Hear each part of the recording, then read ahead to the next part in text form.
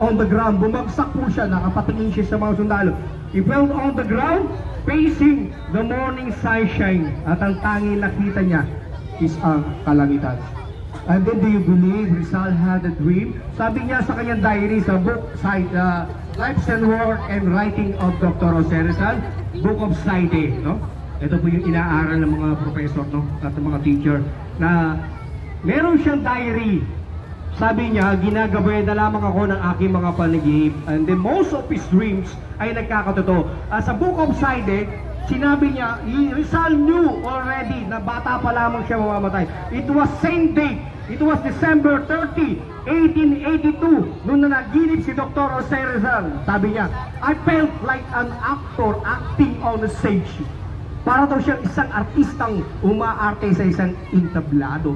At unti-unti daw, nagdidilim ang kanyang paningin, unti-unting nalalagutan na siya ng hininga.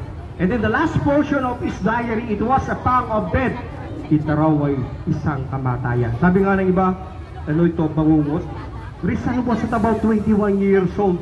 And then most of his dreams ay nakakatotoo. When Rizal created the first novel, which is No Limit Tangere, bumalik siya sa Pilipinas, nasa Europa, doon niya ginawa yung kanyang unang libro. Bumalik siya. Sabi niya, baka isipin ng mga kababayan ko Pilipino, matapang lamang ako magsulat habang ako'y nasa ibang bansa. That's the time na bumalik siya rito at kinapture siya. Alam niya, nakakapturing siya ng mga kasila. For the second time, bumalik na naman siya sa Europa. Doon niya kinreate yung kanyang second book na El Filibusterismo. Pagbalik niya rito sa Pilipinas, kinapture na naman siya. When noong nakulong ang kanyang ina na si Doña Teodora Alonso, sabi niya sa kanyang ina, after 3 months ay makakalaya ka ina. Nakulong, naparutangan sa paglaso sa kapatid ni Doña Teodora Alonso, ang naglasong tao. No? So, most of his dreams ay pinaniniwalaan ni Dr. Jose Rizal. And then, meron ko katanungan sa mga mag-aaral.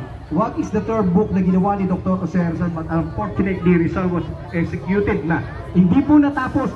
Meron pong ginagawang ikatlong libro ni Dr. Jose Rizal. Anong title ito? Anybody? Ano ba nakakalam? Ang title ito is The Mass or Makamisa. Nakita itong libro na to, continuation ito, no? Pero ang sumikat yung may ultimo o Diyos. Okay, ano yung last word of Dr. Jose Rizal? Kung sumatomes, it means it is done or it is finished. Do you have any question regarding on the martyrdom of Dr.